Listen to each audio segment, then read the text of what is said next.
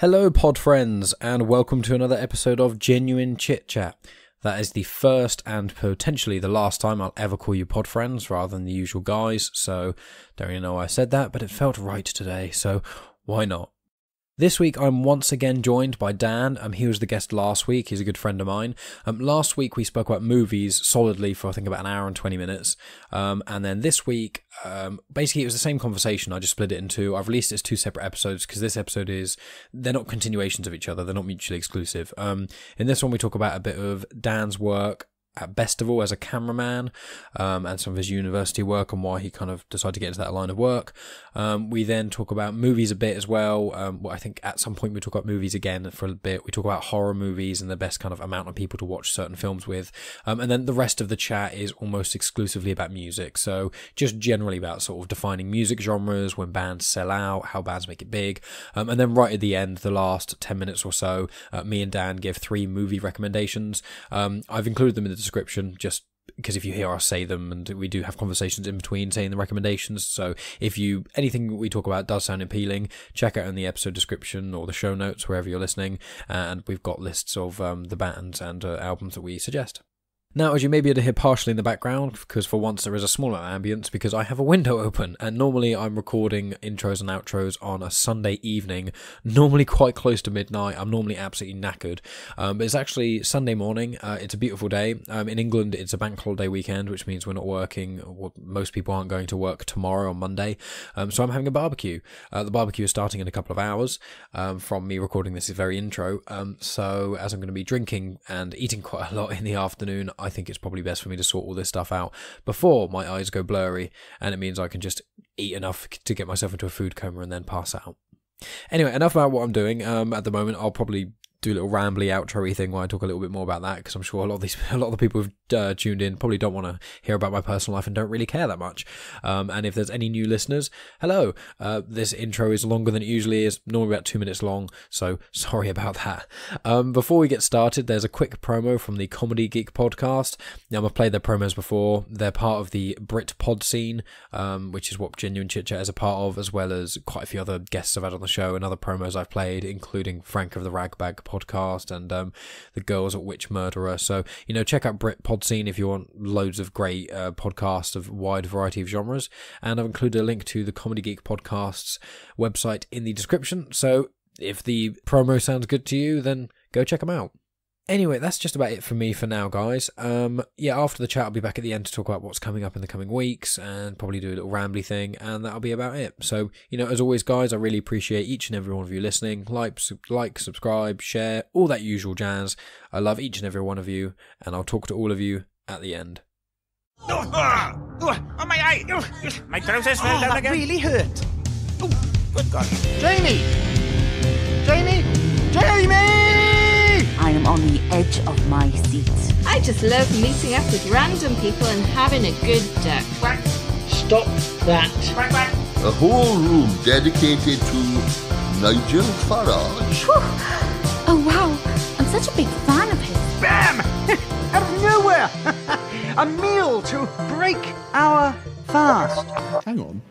Did you say 2 for 1? No, I gotcha. I completely understand. I'm trying to see the bad points, but I just can't think of any. I don't want water. This is starting to get really embarrassing, to be honest. The Comedy Geek Sketch Podcast. Available on Apple Podcasts, Stitcher, Acast, Spotify, Podbean, Radio Public, and most half-decent podcatchers. Who writes this crap?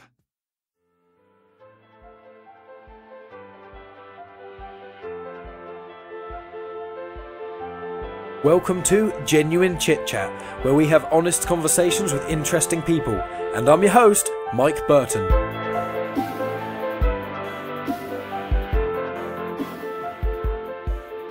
Bam!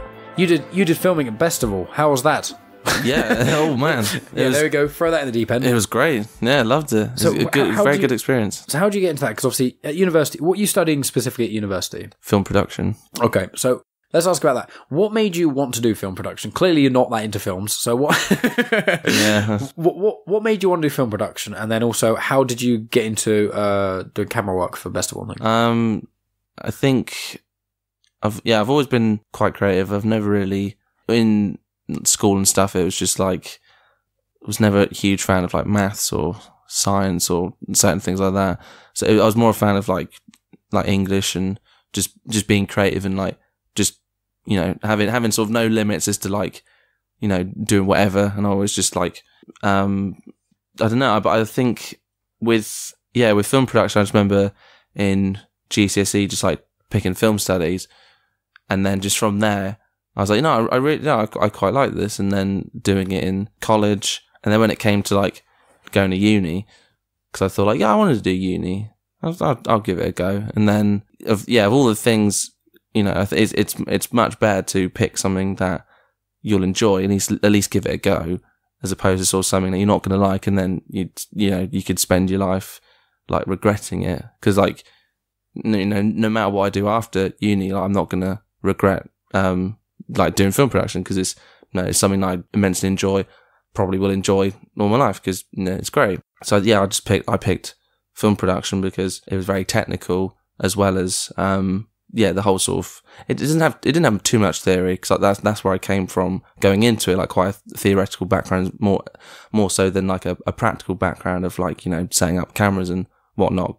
So yeah, but by choosing film production, I could put both those elements together, and it's great for me, 'cause just being around people who liked films and wanted to do all that, and then being on the course and stuff, it's mainly fiction work, but then, you know, just general uni stuff, you just go around, and then I found I like doing broadcast stuff, filming, and then does that mean like more live? Is that more airing on the live side? Okay. Yeah, like live stuff, and then the uni offers work experience to work at festivals, and so you get the festival for free, or you look at like and you have to film for like several hours, but you get the rest of the day there for free or something. How Bestival worked is so filming for the main stage, we rocked up a couple of days before and went through everything, set everything up, and then it was just like working in shifts. So you'd be on one certain location, just like filming the acts, because then that video feed would go on to these two big side screens.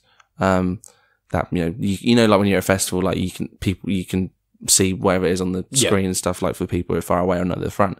And that was really good, because like I'm a big fan of music as well, big fan of film, and, you know, what a great combo. Exactly. Yeah. Well, so how does that, like, before you did Bestival, what did you have much? I assume you had a bit of experience behind the camera, sort of thing. Yeah.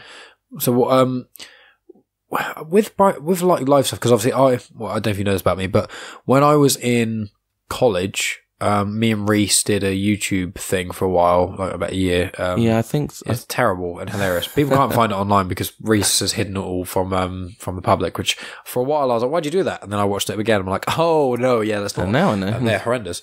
But after that kind of died down a bit, I made music videos for a media project competition thing for a band 6am, and I love them, and I actually made is that the Motley Crue? The bassist of Motley Crue, Nicky Six, him, as well as the ex-guitarist of Guns N' Roses, not Slash, DJ Ashba, and the singer James Michael. He's written songs for Papa Roach. He co-wrote the last two Motley Crue. The most recent few, not the most recent album, but there was 2 or 3 albums he co-wrote with them. But one of the albums he co-wrote with them, I can't understand. Most recent one. How can a band like that? How can they need a co-writer? He's a mate of theirs. And he's a producer, and he helps. Like, he's written songs for Kelly Clarkson, Scorpions. Yeah, I understand that, like Kelly Clarkson, because like that's not like this. It's, you know, like with pop singers and like all that. Like, they'll have like a team of writers and whatnot, because, you know, that like that's just. But like, if you're in a there's some sort of I feel like that's like, you know, no sort of integrity there. Like, if you're in a band, you know, because you start out like, you know, it's us. We're not going to have any help. No, but it's Papa Roach. Why am I getting mad about Papa Roach? Really? Well, you are also in a band, or were you in a band? Like, I've done band stuff, but uni, dabbled. I sort of stopped because I knew, I thought I'd focus on the filming and the uni thing. I couldn't, because I know I couldn't really commit outside of trying to like get as much work experience as possible filming and doing all that, and then be like, I'm going to rock up to a band practice twice a week, and then I'll just fuck off to London and play it. So again, which is great, but I can't. I knew juggling. I feasibly could not. The most recent thing I did was like a year ago, and then now they're doing quite well for themselves, which is good for them. That's all I wanted, and that's why I was like, You know, I didn't fall on the sword, but I just knew I was like, look, you know, because you're not gonna like, you know, set your schedule around me, who can be available like every now and then. You guys, if you want to make it, like fucking keep. Well, that's what Reese was like, because obviously you and Reese are both drummers, and it's like Reese was like that kind of with Callum's band Placeholder, and it's like it was at the time it was Decipher, and Reese was like, this takes a lot of commitment, a lot of money, a lot of time. I don't have all of that you need, so you know. And now that he's out, not that Reese is the cause, but like, for them to find the people who are willing to commit, because it's with different medias that you go into, like for example me podcasting, it takes a lot of commitment, but this is more a weekly grind. So like I have to post on social media. I try to do it every day, but I don't, because I fucking hate it, to be honest with you. I really can't, like, posting on social media, mainly because, you know, 30 hashtags on Instagram to maximize people watching it, and writing out the hashtags every Sunday night before I write out the episode description, I release an episode. But I can't stand having to put myself out there, because it's a twatty mindset, but I feel like I'm good enough and my content's good enough. So people who are listening should love this and share it with everyone they've ever met. And people should all know that I'm just amazing, better than every other podcaster, which I don't feel that way about myself at all. But obviously I have to market it. Yeah. And with being in a band, it's like, well, I don't have to practice doing podcasting, but I have to release episodes consistently. I have to edit the episodes. Yeah, I have otherwise to release it's them. It's gonna fall off. Yeah, and being in a band, keep it going. 100%. But being in a band is a bit more sporadic. Being in a band is, you have to do practice once a week or whatever, but gigs come up, and then normally the best gigs are the least sociable hours.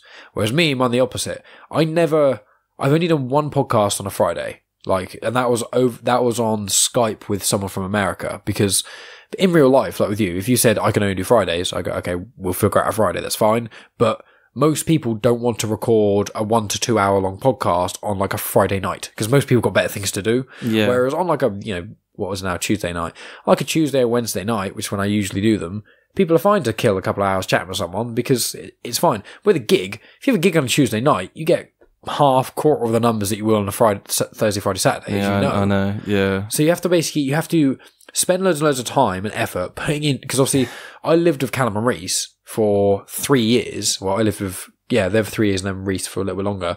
That's when I first moved out with them. And I was there in a band. So I was in the house when they were doing band. They were making demos in the lounge, and like, do a bit of practice and these sort of things. So I was always around them. And obviously Rob's in several bands as well. And so my dad was always playing music and things. So I've been around music quite a lot. And I've always noticed it's like, you have to put in so much work with music. And the problem is with music nowadays, is with Spotify, is that you basically have to be able to write, record, release your own music. And then if you're lucky, a label will pick you up and then put you in all the right Spotify playlists, and then you become big.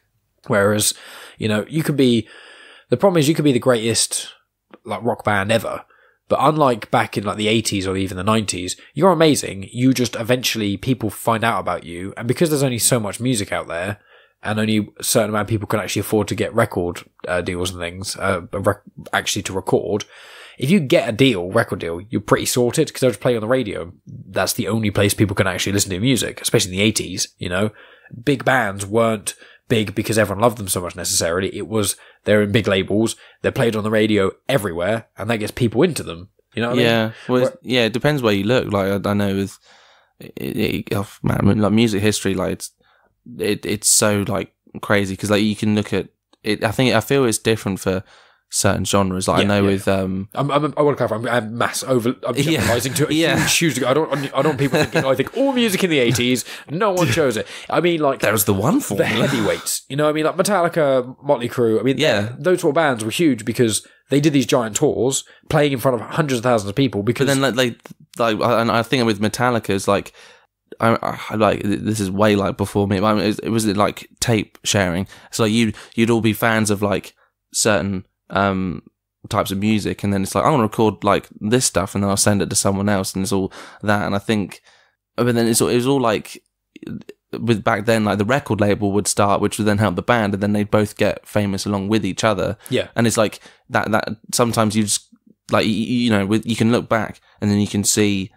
Let's because I'm only really hugely familiar with like rock and all the huge like subgenres from that, but you can always like plot like right, in the 80s you've got thrash metal was really popular, and then towards the end of the 80s it was where like grunge started to show up, and then the start of the 90s is when it it was grunge and also alternative rock, and then and then the end of the 90s is when nu metal came along, and then you also had like emo and all that, and but then it's everywhere. You can just take like a bunch of all these different genres, and then you can have a look, I suppose, but it's kind of the same as with what am I saying?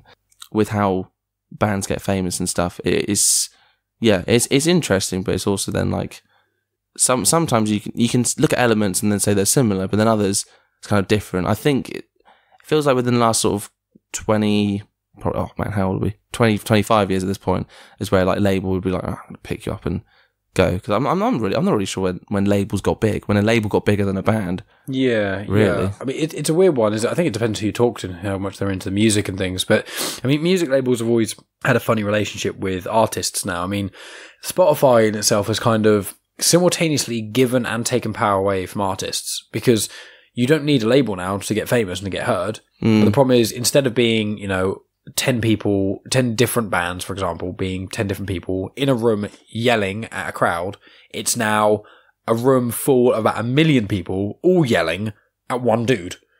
And he's just got to kind of, what I mean? There's the amount of music that you and I probably would love that we've never heard of from there's probably like random bands in like Lithuania who could be the greatest prog band ever, but no one's ever heard of them. And no one, I mean, obviously you've been in bands and things, and, Rob's music isn't everyone's cup of tea, but there's been points where Rob's music of the genre he's at, I think, is amazing, But the thing is, he doesn't have the money behind it, he doesn't have the label behind it, he doesn't have this, none of that.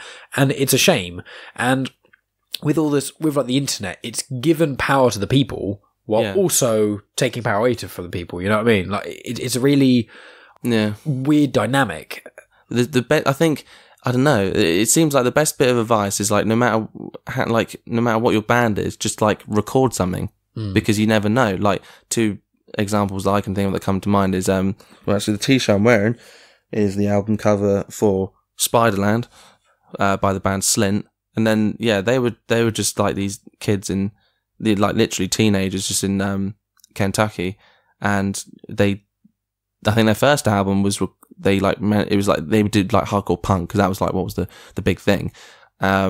Recorded was I think Steve Albini, the guy who did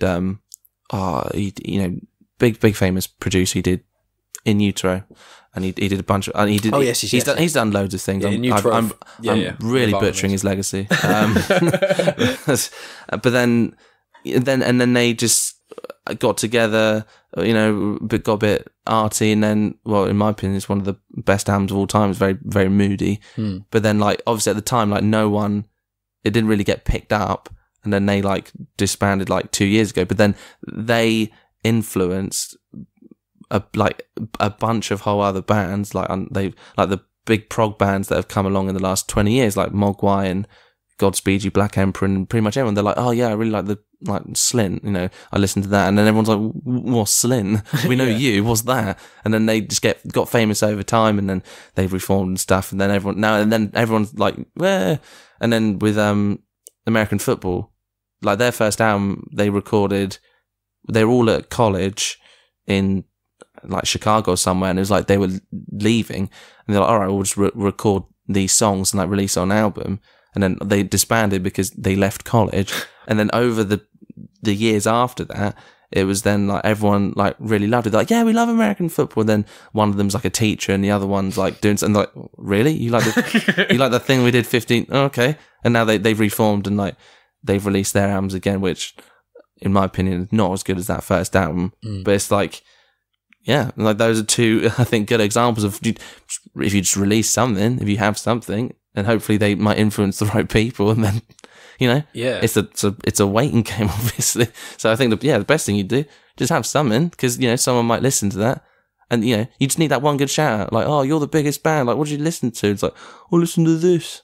And then whilst you're there, working at Toys R Us, whatever, like, that's me. That's my band. Pretty good. It was like, the band Royal Blood? Yeah. They got so famous like overnight, essentially, because they had like 2 songs out. And we listened when they had the 2 songs out. Did they even release an EP? I just remember it was just no, they didn't. Out of the Black. Everyone just used that song. Yeah, there was like, out of the Black, and then about it was like 7 to 9 months after they released Little Monster, and then like another like 6 months after that they released is it 10 Ton Skeleton? No, 10 Ton Skeleton was their second single off their first album. They had 4 songs out before they had the album out, but once the third song came out, they announced the album. But the first 2 songs, I think it was Out of the Black and Little Monster, Jasmine showed me Out of the Black when the band, they had one song on YouTube and it was just a photo of them leaning against a wall. And, you know, that's how no one had heard of them. And Jasmine sent to me, I was like, I know this song is really good. And I was like, this song's fucking awesome. And then I was looking online and there was nothing else from them at all. And then suddenly, bam, everyone fucking bummed them because the Arctic Monkeys drummer wore a t-shirt of Royal Blood on stage during like Reading or something. And then from there, everyone was like, who the hell are these? And then overnight, like literally when obviously people being at Reading and also seeing Reading live, everyone was like, holy shit, Arctic Monkeys like this band. And then I like them too. well, that's what happens. It's like Bring Me the Horizon, things like that. The bands where sellouts, dirty sellouts. To be fair, I think their new album is fucking amazing, and I think the album before that, That's the Spirit, is quite crap. But the thing is, it's like Callum and I have been talking about it because obviously Callum's in Placeholder. It's they're obviously a very heavy band. I implore anyone who likes heavy music to go check them out. But like, I think they're amazing, and I think they have the music ability to actually be one of the like a big band, like Architects, things like that. I think they have the skill to be that big. But the problem is there's 100 other bands also like that as well. And it's like with my podcast, like I've had a lot of compliments about the podcast, and I think my podcast is good quality. It's something that I would listen to if I wasn't the host. But there are countless other podcasts which have people who are probably more interesting than me talking to other guests who may be more interesting than my guests. Not to downplay you, Dan.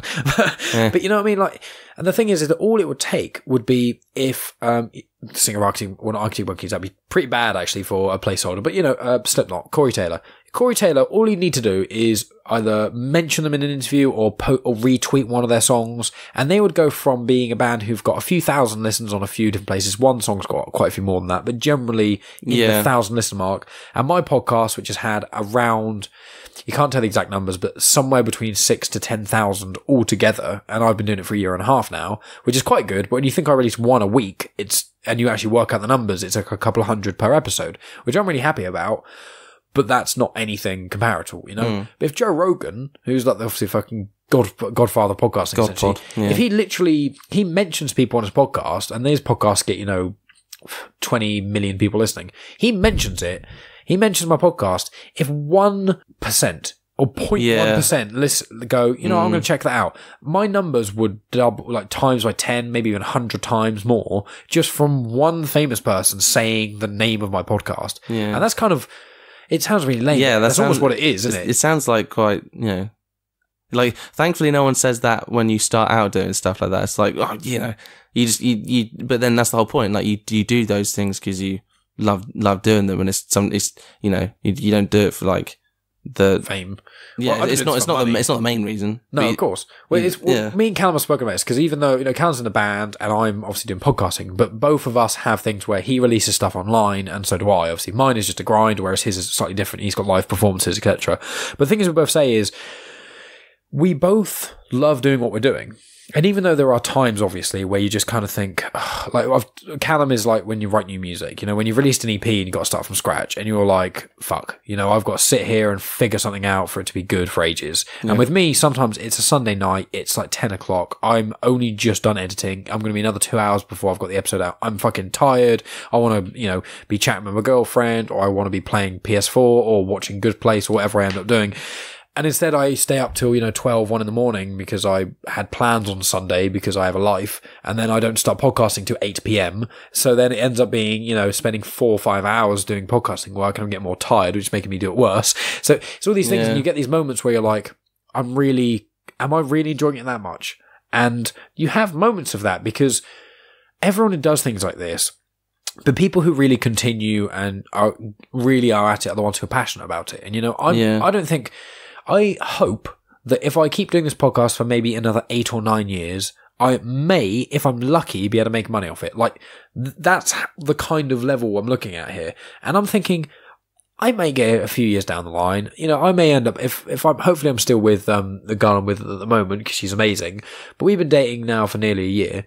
If I end up dating her, I get to 30, you know, or nearing 30, and I'm dating her, my podcast is still basically where it is now, and we end up having kids. It's like, I do want to keep doing the podcast, but I don't know if I'm going to have time to balance a job, a podcast, a family, and everything else I want to do. But for now, I'm really enjoying it. And it's like, for example, me and you, we've had multiple conversations at multiple times, but it's quite rare for two people to sit in a room with no interruptions for 2 hours. Yeah, just talk, and I have really interesting conversations with some people who are from America. I spoke to an Australian blind film director who has written, acted, edited, and starred in a documentary of his own that he made, as well as he's got his own film production company, and he is such an interesting guy. Do you need a camera operator? Well, please, please help me. I need money. He's a really, really interesting guy to speak to, and he was blind from like 6 days old or something because he had like a meningitis jab, and it's not meningitis, it was a vaccination jab, and his body just reacted to it badly and he became blind. So he's basically one eye's completely blind and the other one's like really, really fuzzy, like he's deemed as legally blind. He can see like very vague blurs and stuff, but it's like he is a really interesting guy, and he's actually really funny as well to talk to, and he's had to have this kind of humour because of obviously his dark circumstances. And I've watched he's got his production company, Beer Nuts Productions, and he's got things online, and he sent me a video called Prostitution, the Untold Story, and it's like a 20-minute short film thing, but it's a comedy, it's like a mockumentary, but he's actually really funny, and it's like, I would never have even knew who he was or spoke to him if I wasn't in the podcast. Yeah. And there's so many cool people I've spoken to because of that. But even just like, chatting with you or mates of mine who I've known for decades, even like Reese I've had over, and we, have a couple of drinks or whatever and play Smash. But even then it's like, you don't have that same tuning out everything else. You know what I mean? Like even phones. Phones are a good one. That's why I like the cinema quite a lot, because people don't get their phones out during a film. But if you're just sat here, if there's like a gang of us, like 5 people or whatever, sat watching a movie that you and I really want everyone else to watch, you can't really be... so difficult. Yeah, you can't really... If someone starts to kind of wane in attention or talks a little bit, you feel like a dick tends to be quiet. But it's like, you need to watch this because this film, like Wes Anderson movies, are about the nuance. You need to focus on all the little details and why this is so clever and brilliant. But I can't force you to do that because then you're going to like it less. Yeah, you've really got to pick it. It can... I've had experience like that where it's really bad. We want all these people to watch it, but then it's... Because they're in a room together... It then makes the experience worse for everyone. So you've almost got to you have to really be careful how you say it. And you're like, you need to watch it, but just watch it on your own. Yeah. But then there are some films where it doesn't matter. I remember it was a friend's birthday, and just watched a couple movies, and there was about 8 of us, and it was movies. I think it was 3 of them, and it was You're Next, Sinister, and The Conjuring. And from that, the second 2. From that, Sinister was I really liked it. I really like that film. But even then, people were talking through it, and I'd just be shut up. But it was, because with certain movies, because Sinister's not. Well, I think it's probably because I've watched it a few times now. But that the first time it was that the visceral scariness, it would then it would get people, but then you didn't really need to have the sort of there wasn't any the nuances or certain things that, and again, I was at that age, I wasn't really concerned about the cinematography and certain things like that. But then in other films I watched, when I watched The Witch with a group of people, and people were and they'd react to some bits oh, the baby. I'm whatever, just shush, just watch this good film. Have you seen Blair Witch Project? Yeah. Well, obviously the original Blair Witch Project, right? That's one of my favourite horror movies, but that's because it's the first one that ever actually scared me. Me and Reese watched that for the first time when we were both 14, I think, in the dark on it was November or something, by ourselves in my old house, which is an old creaky, 100-year-old house in Woolston. Excellent. Just 2 of us, we had a horror night.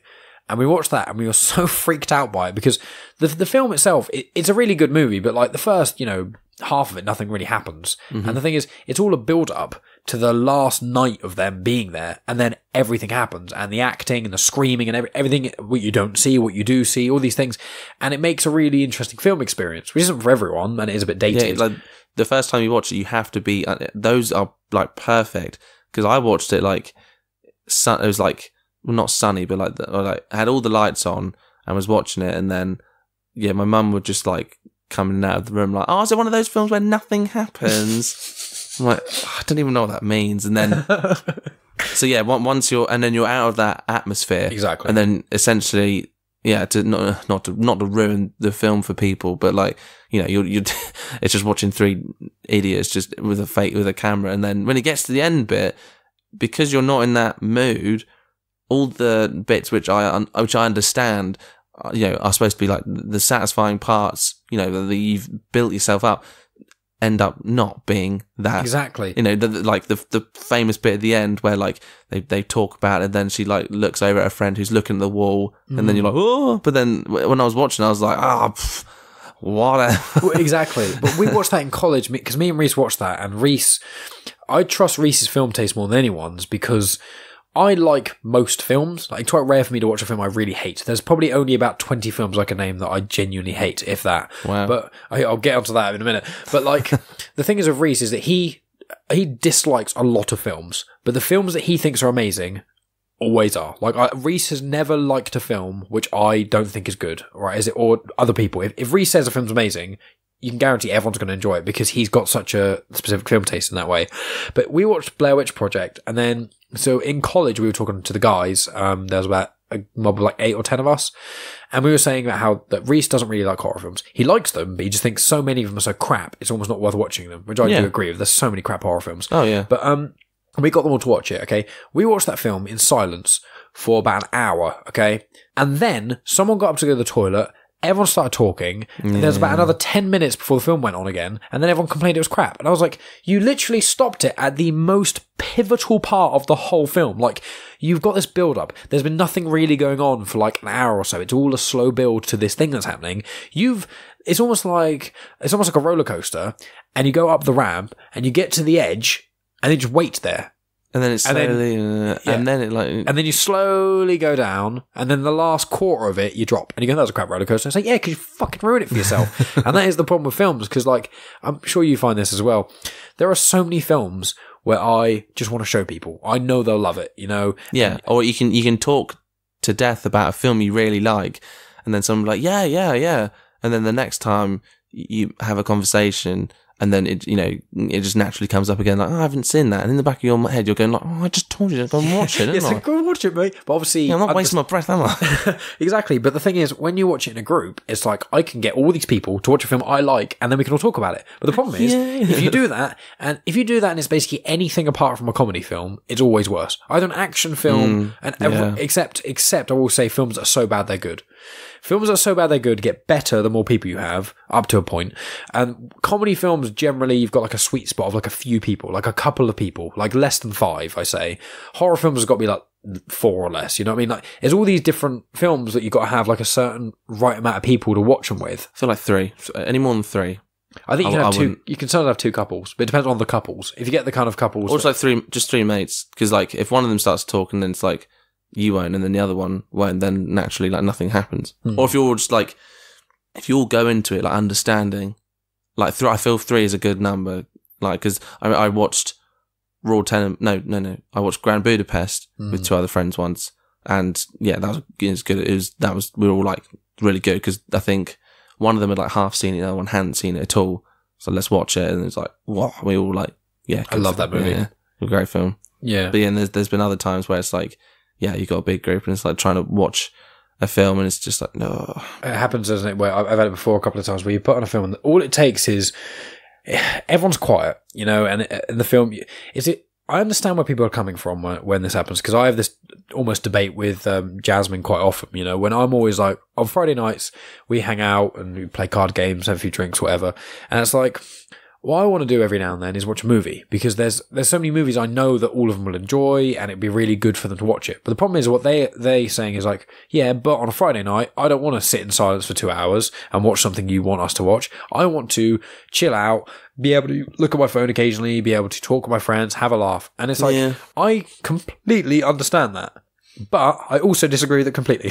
You know what I mean? Like, and it's such a horrible thing. Some people just aren't. It's like with music. Some people just aren't into, like, it's quite rare to find, or not rare, maybe a one tier above being rare, but like to truly find someone who's on that same level with like music or films and stuff. Yeah, and it's always like, I don't know. I have a few friends who are into music the same way that I am into music, and then there's more people who are into films the same way I'm into films, and I think that's it probably sounds quite pretentious, but I think one of the most truly disappointing things is when someone else thinks that you're on the same level with films, and then they like mention a film, and then you're like, oh, like, oh, this film's really good, and like, oh, it's not. That was my college experience, because media studies was a very popular course, but there are a lot of mixed like opinions on films, and that was always one of the worst things, where someone's like, oh yeah, I think you'd really like this film. Like, oh yeah, well, what film's that? It's like, oh, it's like Suicide Squad. I'm like, oh, you fucking prick. Like, no, clearly not. Or it'd be like, yeah, films like that. Like, oh yeah, that seems like a film you like. I'm like, are you trying to insult me? Like, isn't it? Yeah. Here's a weird concept though that I've been thinking of quite a lot recently, and it kind of it fucks with my head a little bit, which is you don't choose what you like. And that's the weirdest shit ever. Like, for example, you and I could watch a film, and films are quite weird, and music's even weirder, but, you and I we could watch a film, and then we've kind of half discussed some of them today, but like, there's a lot of films where I really, really like, and you aren't a fan of, but there's some which I imagine you think are fucking amazing, and I think are actually shit. I imagine there's probably less of that, because it's usually when you find another film buff, it's quite rare to find real polar opposites. Yeah, because normally it's like, there's a couple of films that I really like that you're like, and there's probably quite a few films that you like. Revenant, you think Revenant's amazing. Yeah, I think Revenant is probably, as objectively analysing a film, is a great film. I just didn't enjoy it because I found there was too much padding. But, maybe that's on me. Maybe I need to watch it. There's so many ways you can interpret it. Yeah, there's so many ways you can like to just put everything under one umbrella like art. There's so many different ways you can like art, and then the more you get into it, then the more you can then figure it out. But then sometimes you can sort of ruin it for yourself. Like, especially with movies, where like there's some movies where like I'll watch, I'm like, yeah, that was fun. Wasn't good though. And then if someone overhears that, like, it doesn't make sense. It's like, well, yeah, it's like, well, you know what I mean? Like, I had a fun time. It was, but it's not good though. Yeah, I know exactly what you mean.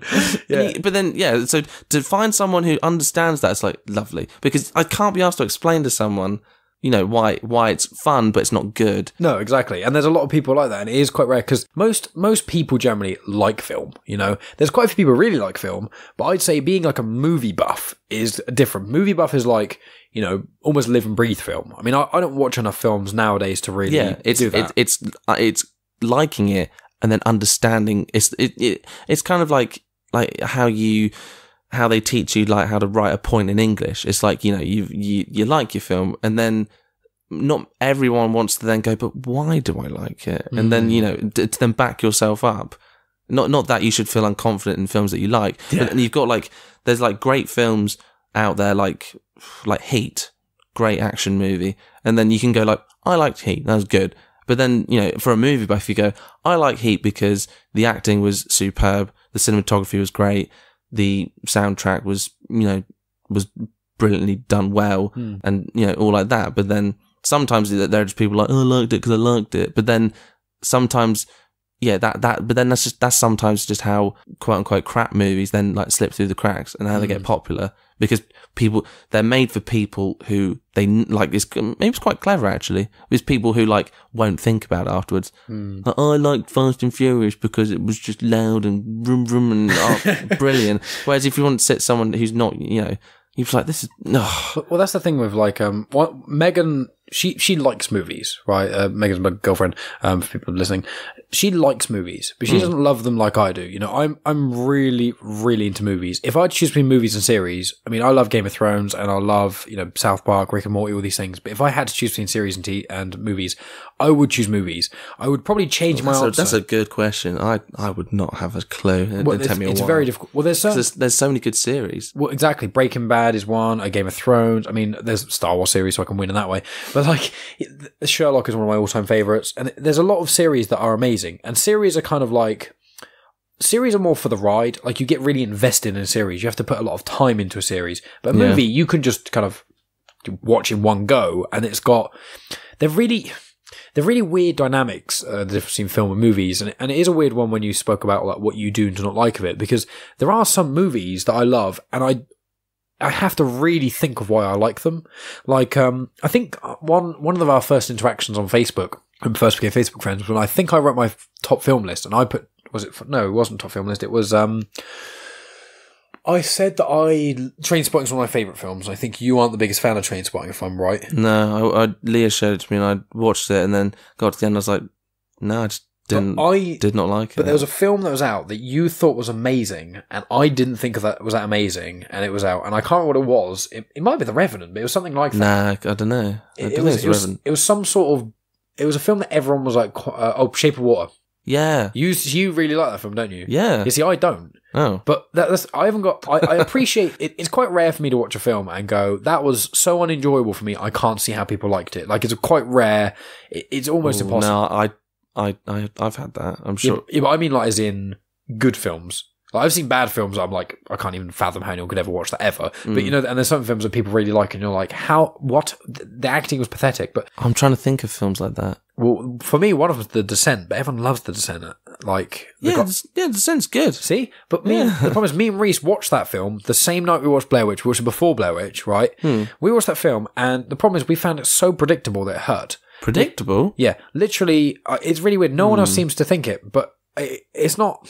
Once again, I don't think the film's necessarily crap. I just think me and Reese maybe weren't in the right mindset. I don't know, but we watched that film and we found the first half hour was really good. Before these stupid gremlin-y things showed up, it was good. You know, the lady breaks her shin and her bones sticking out, and that's horrendous. And it's really, you feel really invested. You know. So you would have preferred The Descent without the monsters? Yes, because it was really good. Okay. And then what ends up happening is the gremlins come, or whatever they're called, and it's like, okay, there are subterranean human species, actually. Okay, gremlins. So what happens is they come along and they wipe out most of the crew or whatever, and then they're getting all massacred and it's all bad or whatever, and it's not really that scary. And there's a bit where she runs on a corner, there's nothing there, and then she double takes and there's something there. It's like, yeah, that's really fucking obvious. And then what happens for some reason in the film is she falls in a pool of blood, comes out, she's suddenly a badass, and she starts killing everything, and then she gets out, but then it turns out she didn't get out, and she's actually still in the cave. But then there's a sequel, and you're like, what the fuck is going on? Like, what? And the problem is that I thought it was good, though. I didn't like how the monsters changed. Like, if you look at how they looked in the first one and then the second one, they're just different. They're just different for some reason. I think in, like, the second one, they just look fatter, whereas, like, in the first one, they look quite, like, more scary, but then the second one, they just I didn't like that it went in a certain direction, and I just found it did what a lot of horror films do, unfortunately, which is it stopped actually really being scary, and it was just these swarms of things going after her. And when she falls in the pool of blood, is that the flashbacky thing? But would she? I haven't seen it in a while. No, so I'm pretty certain what happens is she falls, because me and Reese were just laughing about it because she was running away, scared, screaming. She trips over like loads of bones, falls in this big pool of blood, and then she slowly, it's got like, the camera's away from her, and it's like in line with the water, and she slowly rises out of the water, and her face is covered in blood, and everything's covered in blood, and then she has like an ice pick, and then she sneaks around killing them all, and she goes around just killing all these, and she's no longer scared of them, and it's just like, how is it this woman was terrified of them to a degree she was screaming or running away from them? No, I feel like, I don't know, I just feel like that may have not... If that's literally how it happened, then that does sound like it sucks. But I haven't seen it in a while. I may be wrong. I liked it. This is a film... Once again, I watched that when I watched Blair Witch for the first time. So this was in college. So this was like over... how old am I now? This was like 8 years ago. You probably definitely need to rewatch it then. Probably. Just for... There's far too many films I need to rewatch. The Descent is not one of them. But I do actually own it on... I'd actually own it on DVD. It's on that side. I'd consider it like a sort of British staple that's what people said. That's why we got it, because we went into CEX or Shown a Video, and we basically looked up top 10 horror films or whatever we haven't seen. Blair Witch was one of them, Evil Dead was one of them, and so was Descent. Yeah. And it was just like, we were just so... I mean, it was made by a guy who made Dog Soldiers, and that's apparently really good as well. Yeah, I like Dog Soldiers. That's quite simple as well. It's like... werewolves, isn't it? Yeah, an army group are doing a training exercise, and then it basically is like... They're going around. I think they mentioned something about wolves or whatever, and then they find, I think it was either like a lost group or a previous group, and they find like they're all massacred, and then the werewolves show up, and they're like, oh, and then it's basically like just a simple werewolf movie. Yeah, and I think it's pretty good.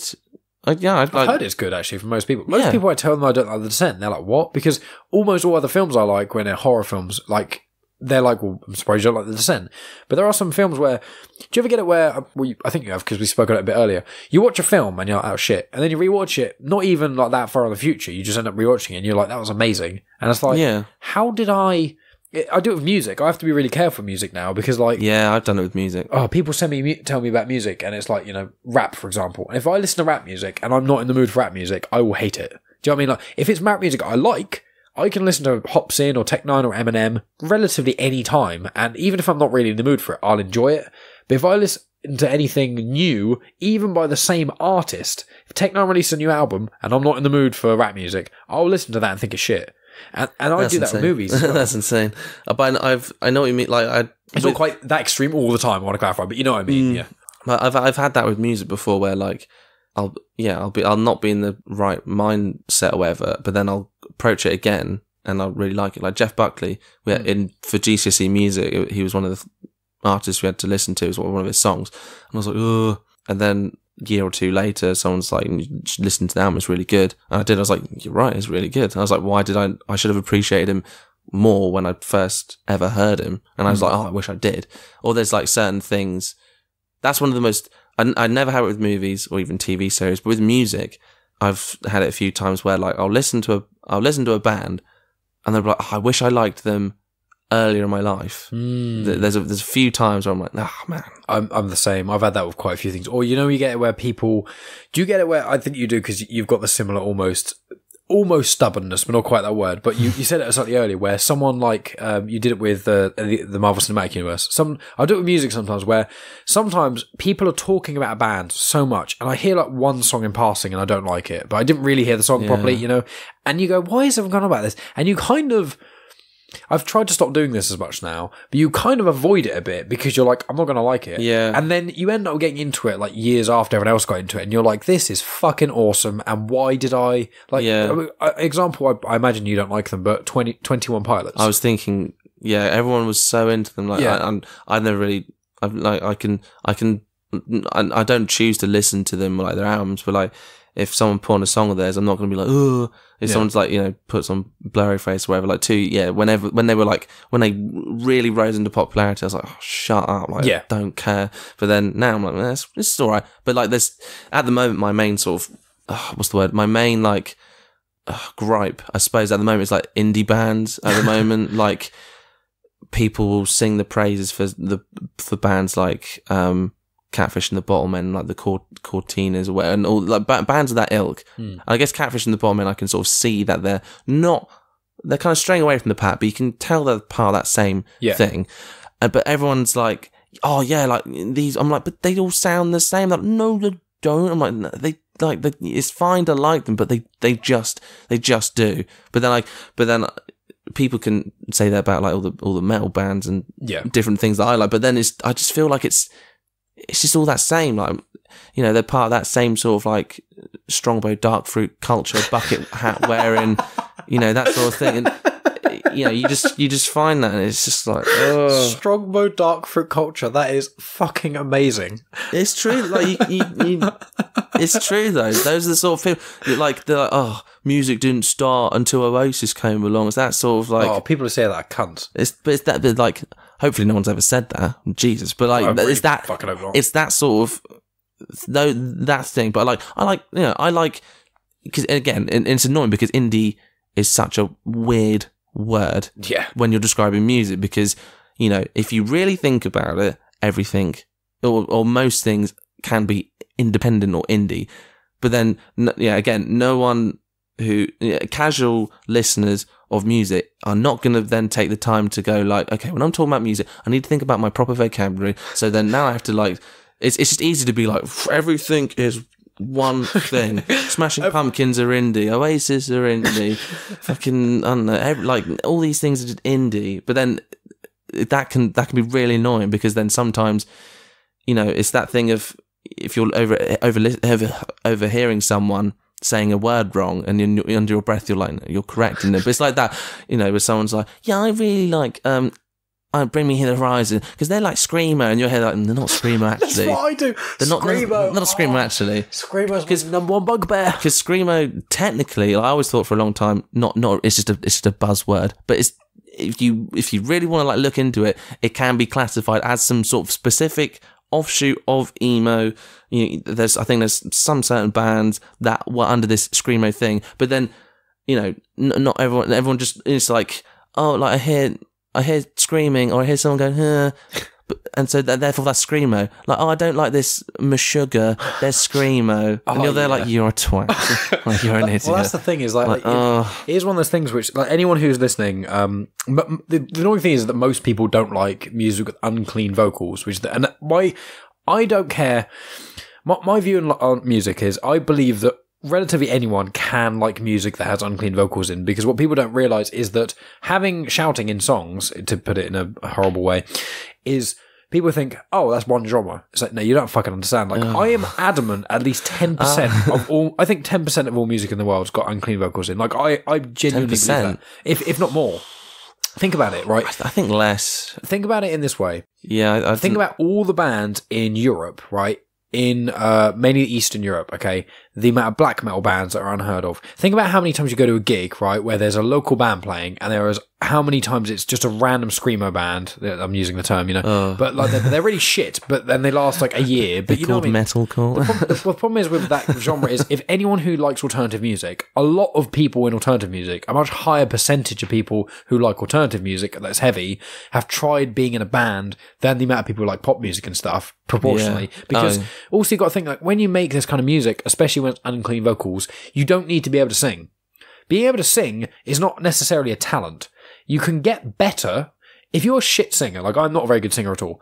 If I'm lucky, I could get off with, if I did loads of singing lessons, practiced loads and did all the right things, I could be an okay singer. With production, a good singer, but generally an okay singer. I'm never going to be like, obviously it's an extreme example, but Freddie Mercury, okay?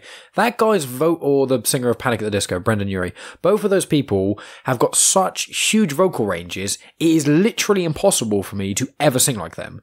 But if I practiced at guitar, I could get really amazing at that. If I practice at drums, as long as I've got a degree of, hand-eye coordination, I can get amazing at that. Yeah. With unclean vocals, there is a knack to it, but pretty much anyone can do it if you do it right. Most people just think it's but it's not. There's highs, lows, mids, pig squealing. There's proper guttural, but then there's also like actually shouting and tonal screams like architects do. There's so many different variations of what you can do, but anyone can shout into a microphone. That's what hardcore punk in like the 80s, I think it was, or the 70s. There's loads of bands that like that 80s? Since hardcore punk, I think, in the 80s. Well, I'm thinking of basically since Sex Pistols, who were the 60s, weren't they? 76. There you go, 70s. Because that was just punk, and then I think hardcore punk was just like... Well, hardcore punk came after, but I mean, punk was basically just...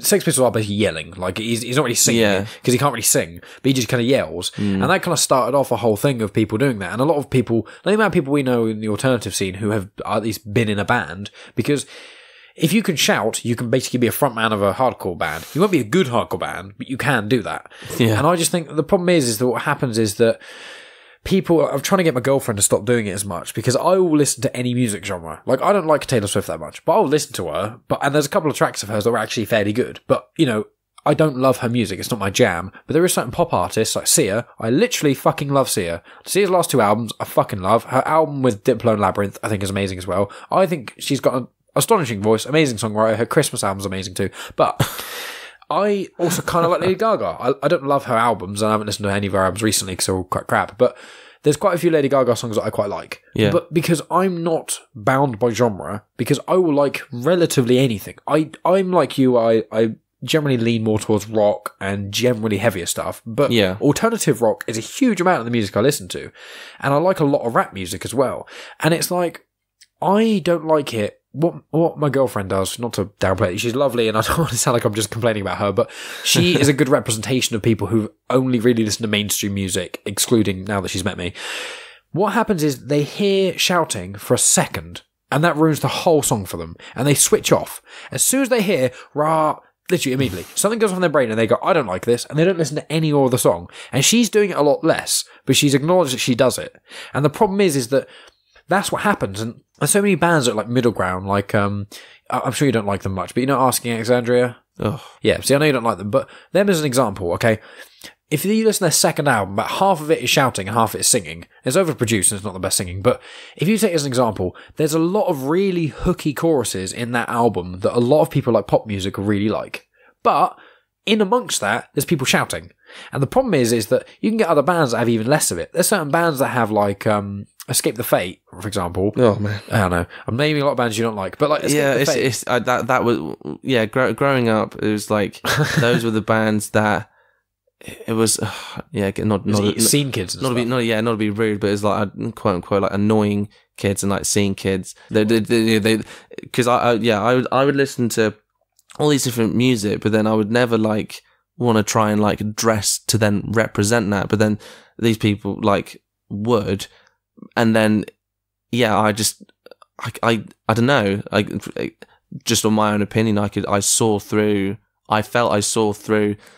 their music, and I was just like, it was just because like it was just that sort of. There were certain bands from that sort of genre and that movement that I liked. I can't really think if I really liked, but then there'd be certain songs. But then I was under the impression it was just the same sort of churning out of just crap. It was just the same, like if you could easily like create a playlist of and you could have 12 songs from all those 12 different bands, like Escape the Fate, Asking Alexandria, I know Chiodas and Attack and Of Mice and Men. Yeah, and you could play that to someone. And they'd be like, "Oh, that was cool. That was one cool album from one band." Like, no, that was a bunch of them.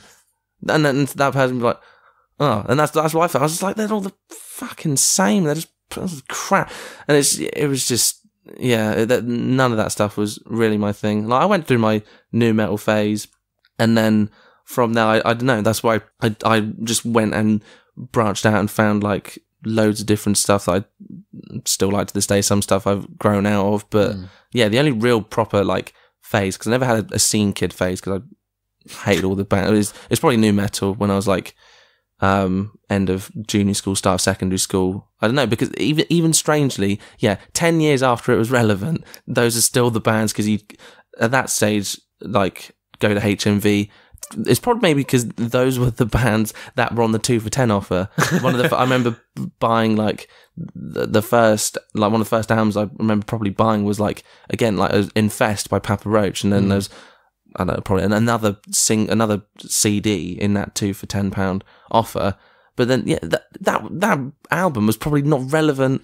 But then I'm there like, oh yeah, I love Last Resort and Infest. I'm like, but then I look back, I'm like, why? Yeah. Like, but then I guess I'm kind of glad, because I'm thankful I didn't like any of the stuff. But then that was popular then. That was getting all the play on like Kerrang with Scars, like Sleeping with Sirens and fucking Pierce the Veil. I thought that I know you hate Pierce the Veil. Terrible. I love Pierce the Veil. I thought it was rubbish. That's fine. I mean, I totally understand that. But I was amongst the scene kids. I wasn't a scene kid, and I didn't wear any of that stuff. But I liked... some of the stuff that they liked, I also liked. Like My Chemical Romance. Like I liked like their songs, especially because I guess they as a band grew out of that. Like they weren't even really seen, but then scene kid music encompassed a lot of different genres. Really, I guess third wave. You had third wave emo. You have like metalcore, and then you have post-hardcore, which is a very post-hardcore. I'd say is a dirty word, because you've got, I don't know, it's strange because you've got bands like from a history standpoint, put the history glass on. The early 2000s, you had bands Glassjaw, At the Drive-In, Blood Brothers, and most of them were were produced by Ross Robinson. I think he did the first Slipknot album. He did a Korn album as well. Yeah, and I think he did Eminem as well. And then I'm sure he did those because he wanted to step away from, I think, the Korn stuff. I'm pretty sure. And then I think Refused, The Shape of Punk to Come, which is like 98, is part of that. Yeah. And I remember and Alexis on Fire's first album was again part of that sort of same time frame. And I really liked all of those albums. I thought like they were great.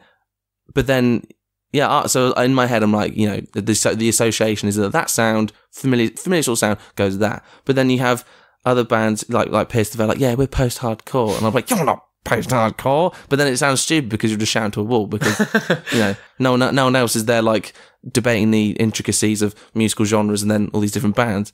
And it's all right for a band to have like however many genres attached to them, like we're this, but then it's a big mess. The problem is whenever I listen to music, because me and Reese used to get into quite a few heated arguments about music, especially genres, because me and Reese like, I'd probably say about 70% of the same music we like. Me and Reese are more. I don't think I've ever met anyone who's got as similar a music taste to me as Reese. And often if there's a band we both really like, we normally have the same album and the same favourite songs. But then there's other bands that he likes I don't like at all and things like that. But generally speaking, it's like that. And there's been times, I remember one, do you know A Day to Remember? Yeah. Now, see, A Day to Remember, they're basically like pop punky, but they also are like they hate the hometown. Sorry? They hate the hometown. Well, yeah, it's so washed up. And all their friends don't give a fuck. But like, they were like, they were kind of post-hardcore-y and punky, but pop punk as well. And all.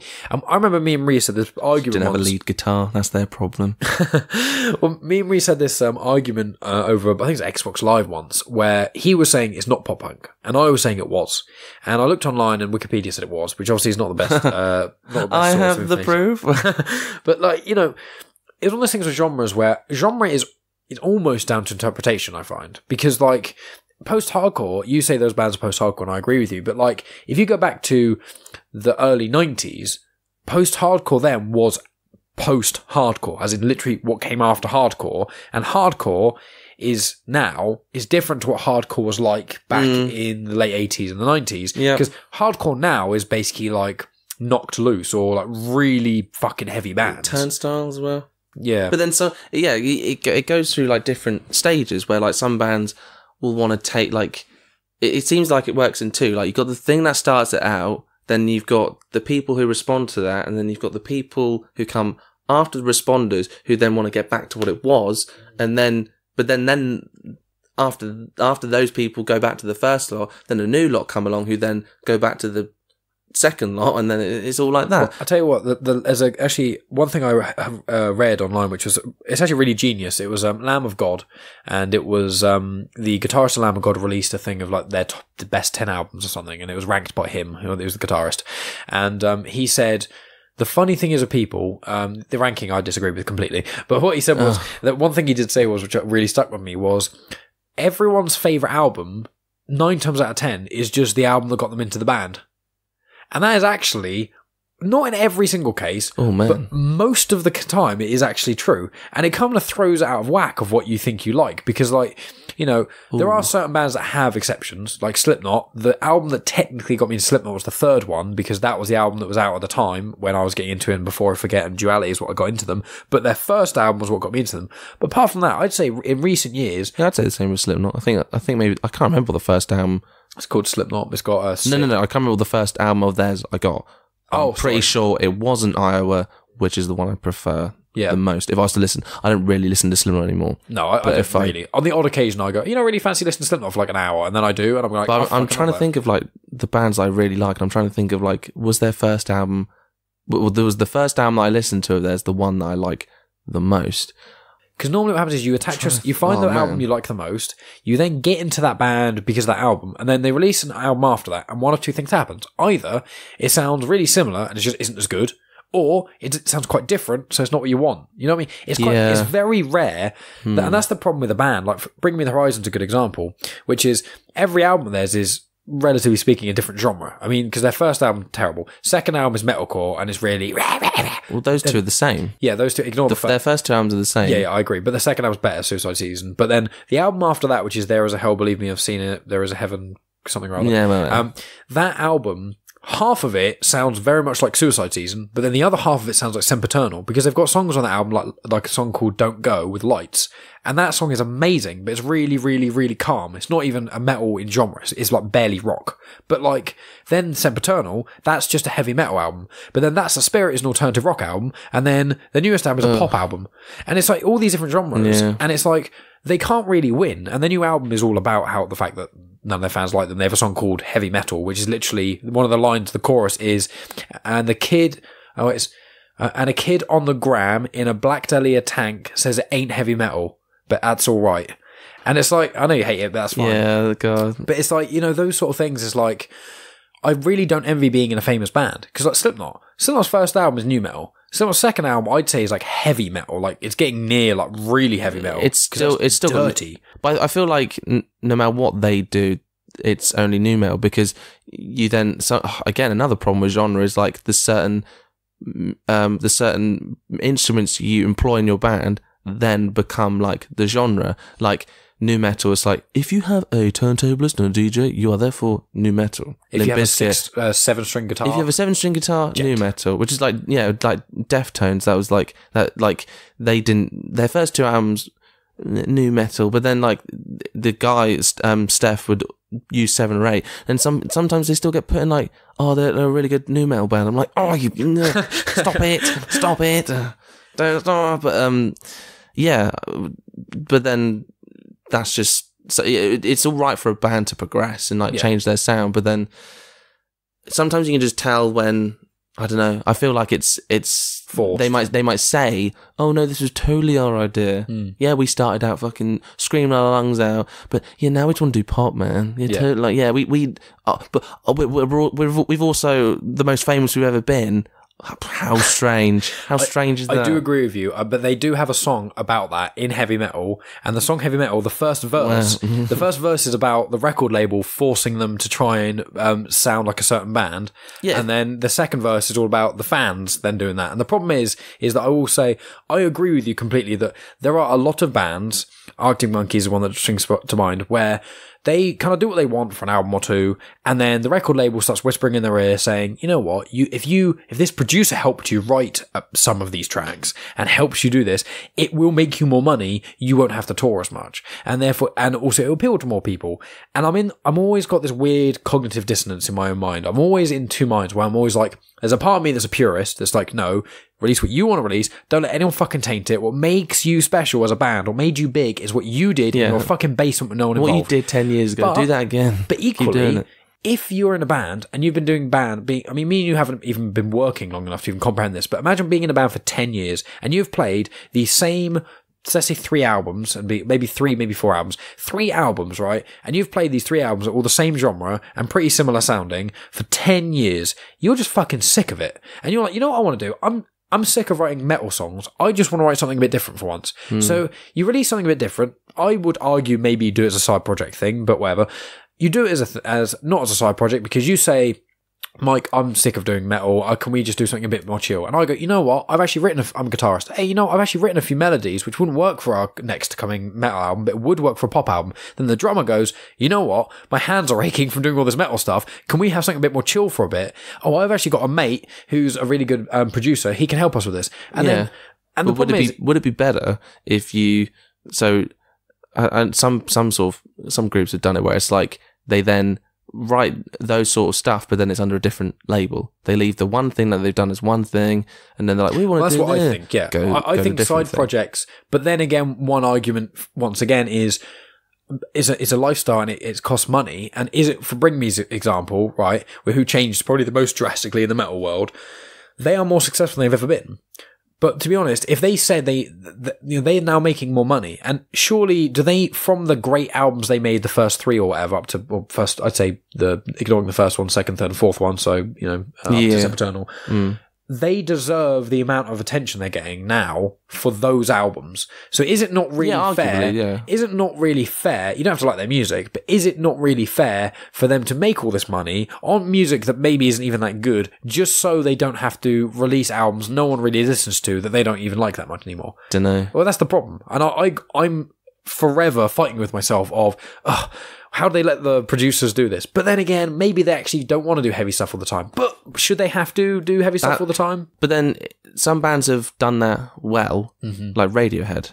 So like their first album was like early-ish 90s, and it was essentially just like a really crappy grunge alt rock album. Then they released The Bends, which honed those a lot, but still, like, it's not groundbreaking, and but it's like a good sort of, let's call it rock album, just to sort of, try and not what we've talked about, like the genres and stuff. Then they released OK Computer, great, absolutely probably one of the best albums ever recorded, like from their small part, like the genre. But then, as well as doing stuff that they did on the bends, they then incorporate different parts. But it wasn't like a complete overhaul, which is where their fourth album came in, and they just pretty much changed up their whole sound. They just did like it was just all electronics. They're like, oh, guitars, nah, fuck it. We're just gonna like make electronic music. And then some, again, like you said about the two sort of people, the people who liked OK Computer and all that, they were like, no. But then other people who were like more open minded, they're like, huh. And then now they've like, it's that's where like experimental comes in. It's alright to experiment, but then experimental comes into its own genre. So you've either got to. It sounds like you've either got to start out as that, and then people won't call you a sellout, because some people might not see it as okay as like, oh, you can't start experimenting now, you silly Billy. You should have started that first. I'm used to that. I'm used to you like doing like alt rock. I'm used to you doing like prog metal. No, I don't need doing folk rock. Goodness sake, like it's not what I signed up for. But then you've got other bands. Some genres do allow that. Like Mogwai, really like them, but then there's some albums of theirs which I don't like. But then it's just whatever sound they took on that album, like because they're prog rock. Like one album it can be really guitar focused, and another album again is guitar focused, but it's more ambient and layered, and and what they did with the vocals. But then some they could focus more on the synthesizer. But you can still like that. Yeah, there are some bands who've done it well, but then there's other bands who's not. But then I feel like the waters aren't that muddy, but you can still sort of see through that, where you're like, you bloody nah. But then there's other bands where you're like, I can, I've charged your career for however long, I can see that, and it's all right. But then, I think a lot of people might think that Arctic Monkeys have done that, but I'm not really sure if they have. Really, I feel like I don't know. Apparently, their latest album apparently is quite good. See, I've heard the opposite. Everyone I know love the Arctic Monkeys, and they all say the newest album is shit. So this is what I mean. Like, the problem is as well, it comes down to, it's all down to, so the problem is in music. I think we're kind of have to wrap up now because we're getting near 2.5 hours. Yeah. Wow. It's, wow. You can come back on again. Always welcome. Love it. We'll start to wrap up now, but I feel like we haven't really talked that much. But to me, it feels like we haven't talked that much about, well, certainly not about movies. I feel like we've barely scratched the surface. And I think with music, just a little over that ilk, but I mean, the problem is with music is it's so subjective. Like, music is one of the hardest ones to get for people, because you just play people music, and we were talking about I'll only say briefly, but we're talking about movies, and when you like or dislike a movie, you can kind of break down why. With music, I find that really difficult to do, because there are some artists whose music I love, but I just love the melody of it. That's all it really is. I just love the way it sounds. And there's other music, like there's a band called We Butter the Bread with Butter, and they are one of my favourite bands ever, because their second album is one of my favourite albums. But if you showed me that album now, I will swear to you, I would tell you it's one of the shittest things I've ever heard, because the vocals are pathetically bad. It's in German. It's a German metalcore band. The production quality is not very good. The lyrics are stupid, because one of the lyrics, like, I think it's funny now, but one of the songs is called Super Fun Banana Date, and the chorus is, I went to Lidl and bought a hairdryer for €7 because I'm going on my super fun banana date. That's the chorus. And it's heavy, but it's not actually proper heavy, like heavy. It's just loud and fast and someone shouting. And it's, everyone I know hates it, despises it, thinks it's one of the worst things I've ever heard. But for some reason, I love it. And I don't even know why anymore. It's strange, because you've shown awareness that it's bad. You've said things that are bad about it, and then you're like, I like it. I'll show you after this podcast that We Butter the Bread with Butter. I don't know. But the thing is, their later albums, you're like, oh, this is terrible. It's like this other thing. It's like, oh, do you want to have a taste of this beer? Like, it's terrible. Oh, do you want some? No, I fucking don't. If you just said it's bad, this is the worst thing I've ever heard. I like it. Can you listen to it too? No, I don't think so, actually. Oh man, we'll start to wrap up now. Is there anything else you want to add? Oh, I don't know. Shouldn't have asked you that question. I just saw your eyes like too much pressure. anything to add. There's nothing to add about music. I don't know. Could try and end on like a list question maybe, or like a. Go on then. Just one final question. If a couple of bands that you'd recommend to people, if anyone just fancies listening to something a bit different, recommend something. A bit different. Okay. A couple of things. Like let's say three. Let's say 3 albums / artists. Just we've got 8 minutes to us. 2.5 hours. I'll try and think of a variety. Okay. Well, you go first for one, then I'll go first for another, and then I'm gonna have to get my phone out though. So Spotify. I think maybe I'm gonna have to like look at my music very quickly. There's one band called The Dismemberment Plan, and they have an album called Emergency and I, and it's one of my favourite albums ever. I'm gonna actually download this while you're talking about it. Emergency and I from 1999. Yeah, it's download. It's weird and wonderful, and it's really good. But like, wouldn't listen to any of their live recordings, so they sort of changed things up a little bit. But I remember I think it was the summer, and I was just chatting to a friend, and his friend were really into music, and we looked at not that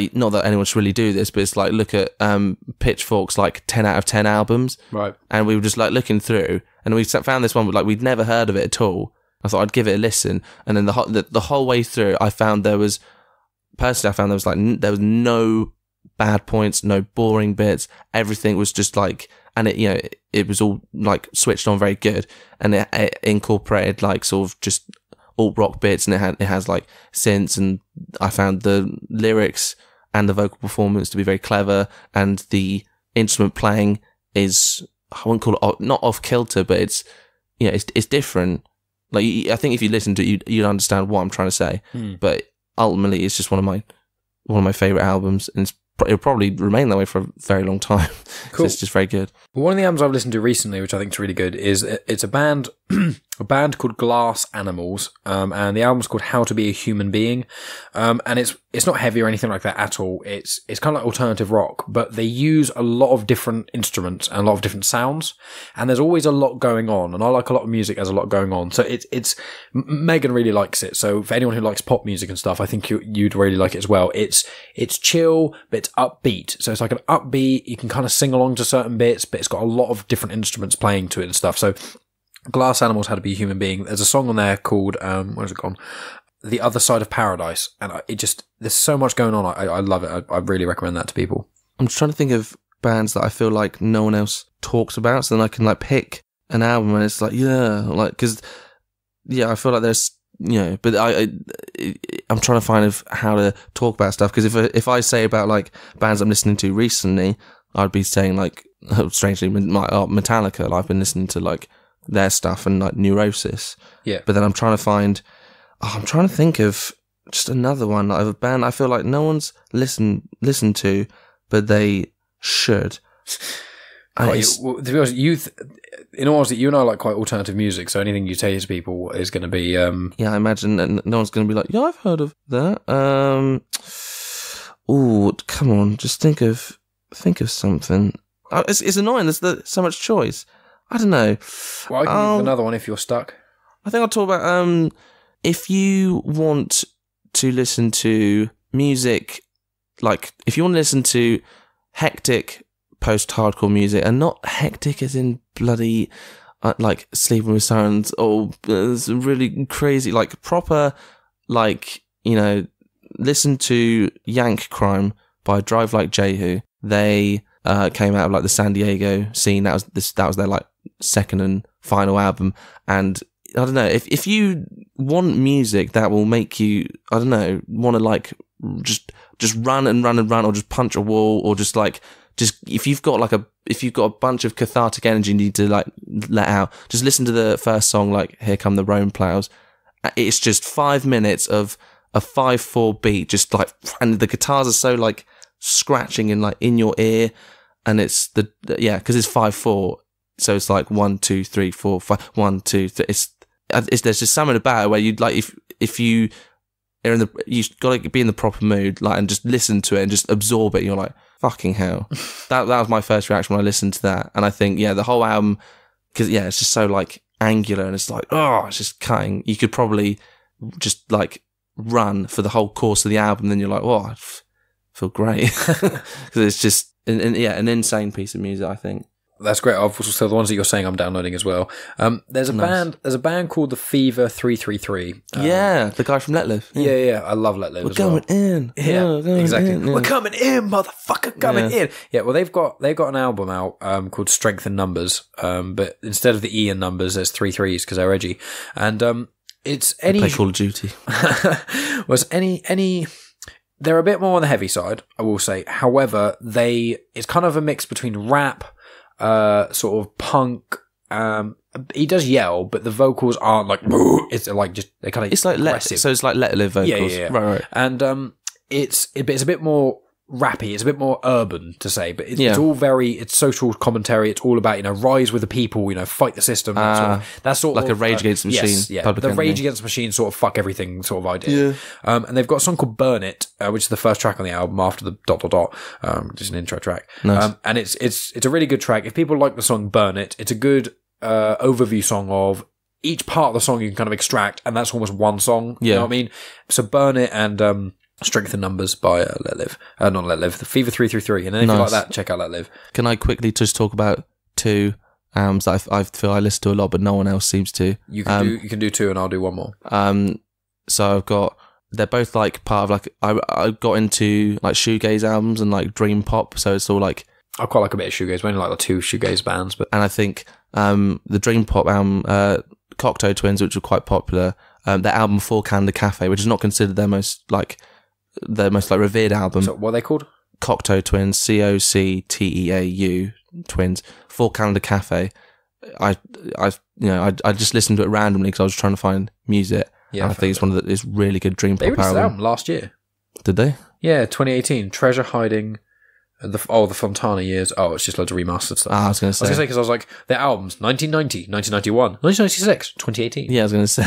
Yeah, sorry, Four Calendar Cafe. Yeah, Four Calendar Cafe. Like, it's not considered their best work by like critics. Everyone goes to, I think, Heaven or Las Vegas or something. But that album in particular, I don't know why. It's just like sometimes when I listen to music, I'm like, I gotta get. If I'm this music would be perfect for if I'm like in this mood, and that is just.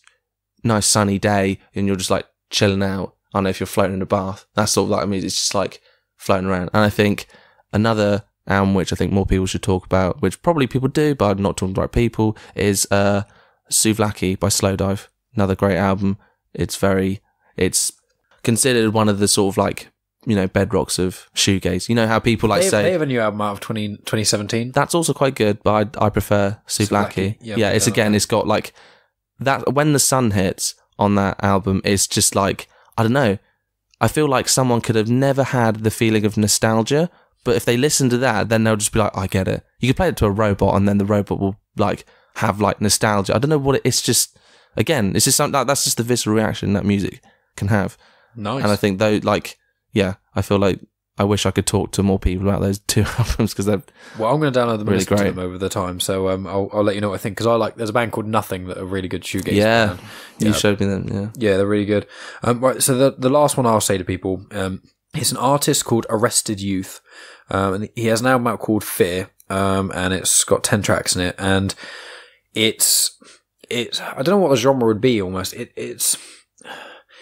I think it's just universally appealing almost. He's got a song called My Friends Are Robots, and I have yet to find someone who doesn't like that song. And it's all about, it's basically, all the songs are social commentary. He's got a song called Painting in Paris, and it's all about people taking selfies in front of the Mona Lisa.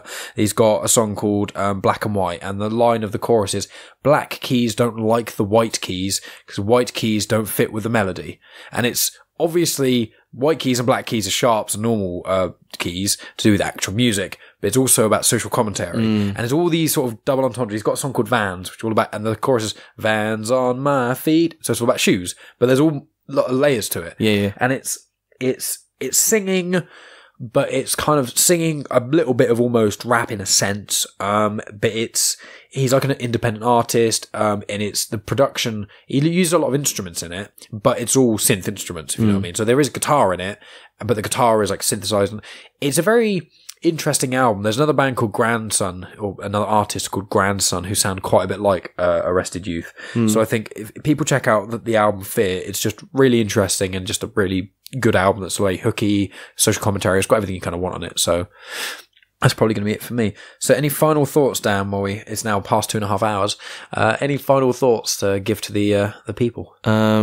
Watch the movie Crash. It's my favourite movie of all time. Is that the one about the race and stuff, where it's goes like you see a car crash and then I watched that and it's amazing. Yeah. It's really underrated. It's one of the only movies that I've been audibly shocked by, and I've what else are some good movies? Watch Rival. Detroit is a great movie. Haven't seen that one, need to. But do not watch Suicide Squad. Do not watch the new Hellboy. Don't watch Passengers. Don't watch Click. And don't tell people not to watch Adam Sandler movies. I don't like it that much either, but people get upset if you. I need to think of something controversial that I haven't already talked about. Because I've already talked about Kingsman, which I don't like. I've already talked about. Don't watch Trainspotting. Fuck off. Don't waste your time. Fuck off. Don't watch Trainspotting 2 because that's not that good. But don't watch Trainspotting 1. Choose life. Choose life. Choose life. Oh man, choose a fucking great car. I'm sure. Come on, I'd have a bunch of controversial opinions about movies. You run out of time, mate. Yeah, I don't know. The stress you're putting onto yourself to think of one more movie that you're trying to cause controversy with. What should I say? The Godzilla cinematic universe is better than the Marvel cinematic universe. Boom, drop mic. Well, to be fair, much more entertaining. To be fair, it's probably more consistent, I'd say. Only on the basis that there's two of them, and they're both. One of them's pretty good, and one of them's amazing. Whereas the cinematic universe has got Iron Man 2 in it and Age of Ultron. Yeah, so. I think I've covered all my controversial opinions. I need to think of some more. No, you I need to remember some more. Well, you're too late, mate. You're gonna have to come on again, and we'll have to talk about. What we'll have to do is we'll have to do a thing of like controversial movies, and we'll have to like go on. How to think of a list of we'll go on IMDb or Rotten Tomatoes, and see a lot of the top movies, and then we'll choose ones that are really popular that either one of us don't like, and kind of argue why they're bad. Yeah, that sounds like a good. We'll do that. We'll do that. We'll plan that in the future. That sounds good. But anyway, you've been in this room for a long time, Dan. So I really appreciate you not going insane with my company. So anytime. It's been an absolute pleasure to have you on, man. No worries. And that's the end of the podcast. Thanks as always for tuning in, guys. As I said in the intro, all the albums that me and Dan spoke about at the end there, the description, the name of the albums and artists are in the description, so you can find them on Spotify, YouTube, iTunes, wherever you sort of fancy. Coming up over the coming weeks, I'm just going to say, I think next week and the week after is going to be my chat with a gentleman called Alton. He is developing a new tabletop game. It's meant to be essentially kind of Dungeons and Dragons, but you're meant to be able to learn the rules in about 5 minutes. It's completely portable. The games can last around an hour, and it's meant to be sort of a game that people who want to get into games like D&D can sort of get into quite easily without having to spend hours and hours and hours learning about the whole game, because I played Dungeons and Dragons and it's a lot of fun, but there is a lot to take in, and the first few hours of sessions it takes a long time to really become literate with it. So it's very interesting hearing him talk about this project that he's developing. There's a Kickstarter for it. I've already contributed to it and I can't wait to get my dice set and things from that. So that's going to be the chat next week, and I believe I'm going to be splitting it in two. So if you're interested in tabletop games, D&D, or just someone who's really passionate about something they're creating, then the next 2 episodes are going to be fantastic. After that, I'm not sure which ones I'm going to release. There is that Beth Crane one, which I still have got recorded, which I have not yet released. But we'll see how I'm basically doing a couple of recordings next week and the week after. So I'll see about those guests when they want to get those episodes recorded, rather released. I know they're getting it recorded because that's when I'm speaking to them. I'm a rambling mess at the end of all podcasts, and anyone who is new to the podcast can hear that at the start it's a little bit more together, even though this intro was a bit more rambly than usual. But at the end is normally where I kind of just ramble on into the microphone without cutting or editing anything, and just kind of go, well, if people hate it and are getting bored of it, then nothing else interesting is after this, so you can just skip it there. Anyway, yeah, so I'll see what the other guests I've got coming on the show, if they have a specific release schedule.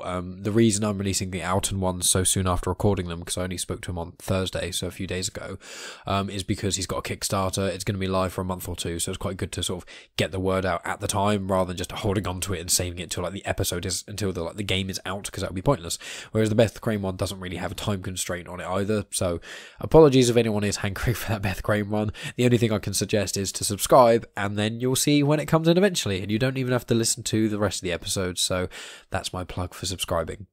Anyway, aside from that, guys, there's not really much to add. I haven't got a huge amount of episodes recorded, but as I've got 2 sets of 2-parters, I'm sorted for a month. But yeah, I've got quite a few things coming up. I've got one collaboration coming up at the end of the month as well with another member of the Brit Pod scene. Hopefully, I'm going to be on their show. They're going to be on ours. Mine, it's ours, all of ours. You listeners and the guests and me, we all make the show together, even though I technically, put all the effort in. But I do appreciate everyone listening, and obviously guests do put an effort to, speak with me and organise these things and actually bear chatting with me for 2 hours. But yeah, so that's pretty much it for the upcoming podcasts. Just so you guys know, I keep track of me with Instagram, Twitter, and Facebook. Facebook, I post basically just episode snippets and the odd film review. Twitter, I post random thoughts occasionally and use it quite a lot to share other people's work, so it's quite a good place if you want to find some new podcasts to listen to. Follow on Twitter. Instagram is what I use much more for my own sort of social media. Like I don't generally post on social media in my private life that much, but I post episode snippets when there's episodes that are being released, only 30-second to a minute long snippets of part 1 and part 2 of episodes. So if you're a bit on the fence about listening to an episode, you can check out a snippet, see what you think, see if mine or the guest's voice annoys you enough in that episode, because if not, you can download it. I put movie reviews on Instagram. I put where I've been recently, like I went mini golfing to quite a cool little mini golf place. I took a few photos of that. I went to Oxford last week. I think I need to put those photos up from that. I generally, movie reviews, I go to the cinema quite frequently, and I watch quite a few new movies. Speaking of movies, actually, there's a film out which is like the extremely wicked and incredibly vile or something. It's basically Zac Efron playing the notorious serial killer Ted Bundy, and it's out in the cinema and things like that in the UK, but I know it's also playing on Sky Cinema as well as Now TV, so if anyone wants to go sort of to the cinema and see that but they're a bit low on dollar, then it's probably worth getting a Now TV free trial subscription you can get for like 14 days I think for free, and checking out that film. Obviously Now TV's great.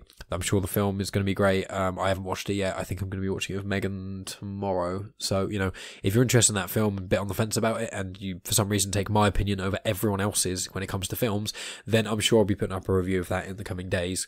I also normally try to recommend music on my Instagram of all genres. I've been listening to Billie Eilish, I've been listening to Melanie Martinez, but I've also been listening to Band of Skulls recently and Kasabian, but then I listen to like heavy stuff like I spoke about in this chat, Fever 333 and sort of other heavy bands like that.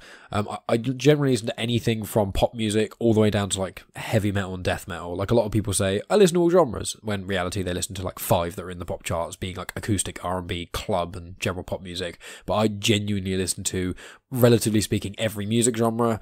Yeah, from nice and chill and light like Billie Eilish all the way down to like death metal and old Bring Me the Horizon, Architects, which are like metalcore, things like that. So if you have sort of maybe a sporadic quite varied music taste, or if you only like one specific thing, it's probably worth following me on Instagram anyway, just to see what I come out with. Yeah, this outro is very, very long, and it's already at the 6-minute mark, and I'm sure a lot of people are like, is he actually going to say anything interesting? No, I'm not, so I'm going to end it there on a high note, while the sun is still shining, and I can hopefully edit this, put it together, upload it, and go eat some pork and chorizo burgers, because I am hankering for those.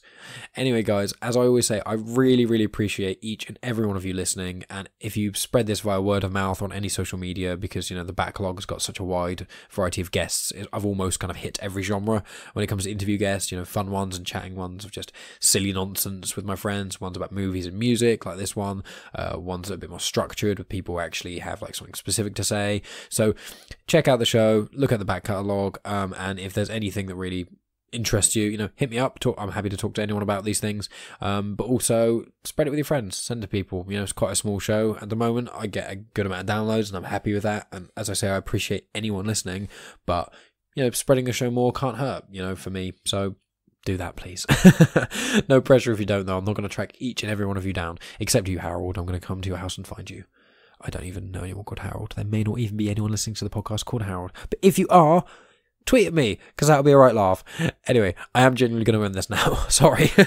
I'll speak to all of you guys later on, and thank you all very much for listening. I hope you all have a great week.